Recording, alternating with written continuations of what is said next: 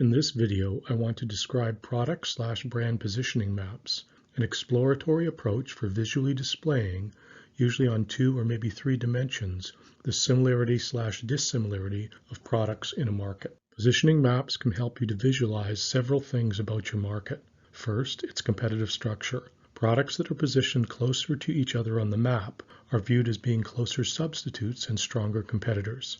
Second, the white space, positions where there are potentially unmet needs. And third, how customers perceive your product. This is useful since a purpose of your communications efforts and messaging is to affect these perceptions. For product markets described by 2 variables, it is straightforward to construct a positioning map using the raw scores.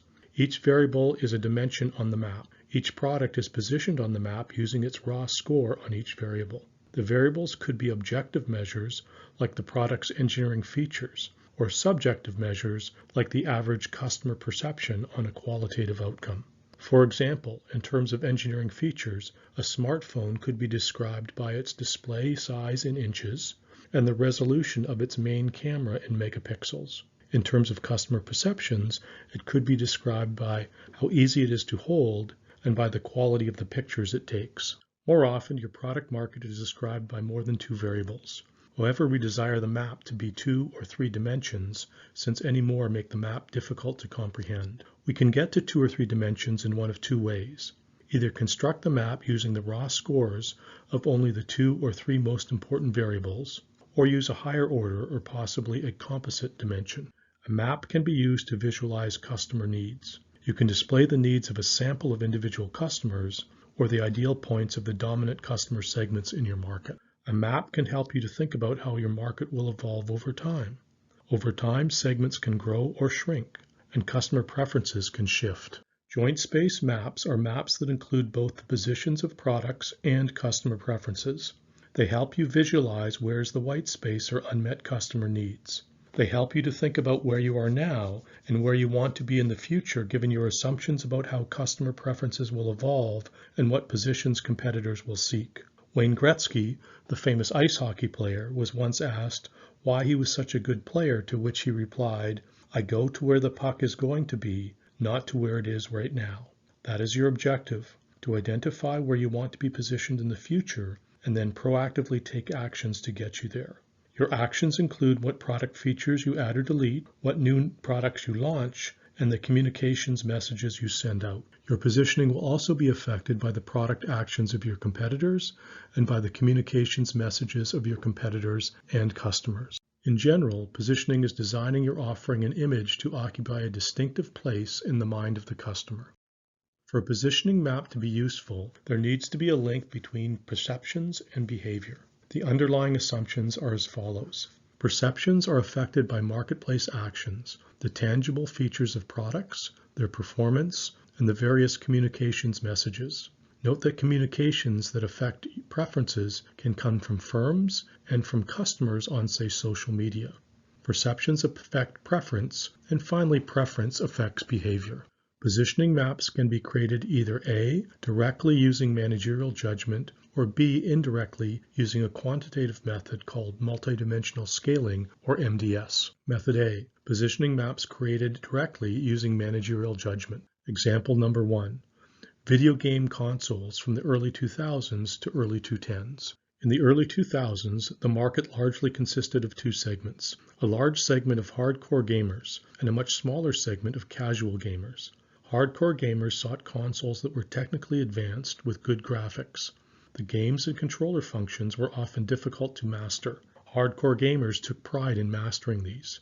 There was a second segment, casual gamers, that appeared to be much smaller. They did not have the time nor desire to master the intricacies of the consoles made for the hardcore gamers. In the mid-2000s, the 3 major video game manufacturers each launched a new console at roughly the same time during the holiday shopping period. Microsoft launched the Xbox 360 and Sony launched the PlayStation 2. Both used technologies so advanced that they lost money on each console they sold due to the cost of components. They established a new level of technological sophistication not seen before in the video game market. They targeted the hardcore gamers. Nintendo, whose early strategy was to launch the most technologically sophisticated consoles, instead focused on the segment of casual gamers. The Wii used older technology, but focused on being easy to use for the casual gamer. The entry of these products affected customer preferences. Hardcore gamers gravitated to the advanced graphics and complicated play of the 360 and PS2.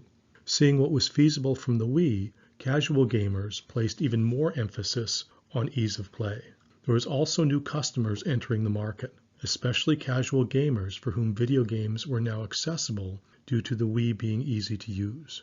In the early 2010s, the major console manufacturers again launched new console products around the same time. As before, Sony and Microsoft targeted the hardcore gamers, pushing technological sophistication even further. For casual gamers, ease of use became less about the controller and more about portability. And when games for the casual gamer became available on their smartphone, the Wii became obsolete. Now let us consider non-alcoholic beverages. In the 1990s, one way to characterize this market was using 3 dimensions. In the vertical axis was the product perceived to be something light and healthy or dark and heavy. In the horizontal axis, was it a carbonated or non-carbonated beverage?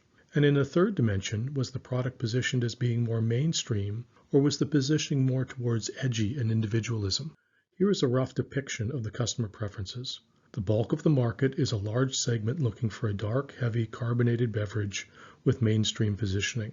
There is a smaller segment looking for a light carbonated drink, and a couple of smaller segments looking for non-carbonated products. The Coca-Cola Company's product portfolio followed from these preferences. A subset of those products is shown here. Flagship Coke and Diet Coke targeted the large segment. Sprite targeted those looking for a lighter beverage. Minute Maid targeted those looking for a non-carbonated product. Fast forward to the 2000s. There are more consumers, and we see that the relative sizes of the segments looking for non-carbonated products and for light, healthy products have grown considerably. Coke's product portfolio evolved as a result. They introduced Dasani bottled water. They introduced Powerade. Sprite was repositioned to be more edgy. Cola markets started to fragment, and they introduced a few flavored versions, including Diet Coke with lemon. Several new non-carbonated offerings were added. Finally, fast forward to the 2010s. We see even greater growth in the segments looking for non-carbonated and for light, healthy products. And we know that Coke responded accordingly. Again, as Wayne Gretzky said, go to where the puck is going to be, not to where it is right now. Method B, positioning maps created using multidimensional scaling, or MDS. There are 2 ways to ask about customer perceptions that can serve as input to a multidimensional scaling algorithm. The first is similarity data. Respondents rate the perceived similarity of pairs of products. If you also want customer perceptions on the map that include your ideal product as one of the options. The MDS algorithm places the products on a 2- or 3-dimensional map in a way that seeks to preserve the distances among the products. The second approach is to collect attribute performance data. Create a comprehensive list of attributes that describe the product category. Then respondents rate each product on each attribute. The MDS algorithm collapses this down to a succinct, usually 2 or 3 higher order dimensions. What is multidimensional scaling? In summary, it is a data analysis methodology that assigns products/brands to specific locations in space. Similar products are located close to each other. Dissimilar products are positioned far apart. This concludes this video.